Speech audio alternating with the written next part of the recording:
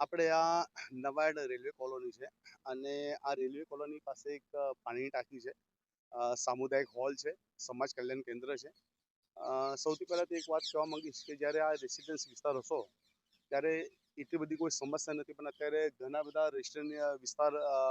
Railway તંત્રે ખાલી કરી નાખ્યા. હવે એના પછી અવારનવાર આ વિસ્તારની અંદર સૌથી પહેલાં તો એક વાત કહેવા માંગીશ કે 2-3 મહિના પહેલાં રેલવે યાર્ડની અંદર લાખો રૂપિયાનો દારૂ પકડાયો હતો. હવે જ્યારે આ વિસ્તારની અંદર સાવચેતીના ભાગરૂપે અમે જે તે સમયે રેલવે ડીઆરએમને મેં જાતે વિજય શ્રીપદ જાદવ, મહામંત્રી વડોદરા શહેર કોંગ્રેસ, મેં જાતે ડીઆરએમ સાહેબને એક આવેદન કર્યું હતું કે આ જે વિસ્તાર છે આ વિસ્તારની અંદર રેસિડન્સ ન હોવાથી, અવરજવર ન હોવાથી ઘણી બધી સુમસામ હોય છે અને ઘણા બધા એવા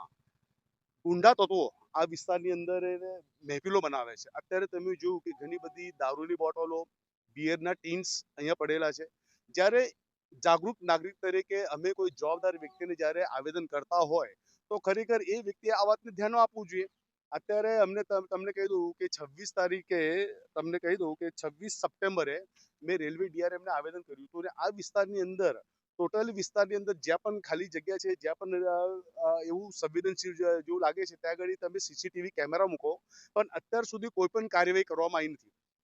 છોકરી જોડે છેડખાની ના થાય અને કોઈ છે અનબનાવ ના બને એટલે જાગૃત નાગરિક તરીકે આજના ચેનલના માધ્યમથી રેલવે ડીઆરએમને એક વાત કહેવા તો માંગીશ કે નવાડ વિસ્તારની અંદર આવેલી રેલવેની પાણી ટાંકી, સમાજ કલ્યાણ કેન્દ્ર અને સામુદાયિક કેન્દ્ર, આ વિસ્તારની અંદર તમે વહેલામાં વહેલી તકે કેમેરા લગાવીને સજ્જ કરવામાં આવે, જેથી કરીને ભવિષ્યની અંદર કોઈ જાનહાનિ ન થાય, કોઈની છેડતી ન થાય અને સાવચેતીના ભાગરૂપે આપ પણ એક જવાબદાર વ્યક્તિ છો ને જ્યારે કોઈ પણ એક જવાબદાર વ્યક્તિ તમને લેખિત ફરિયાદ કરતું હોય તો એ વાતને ગંભીરતા લઈને આનું નિવારણ લાવવું એ આપણી જવાબદારી બને છે.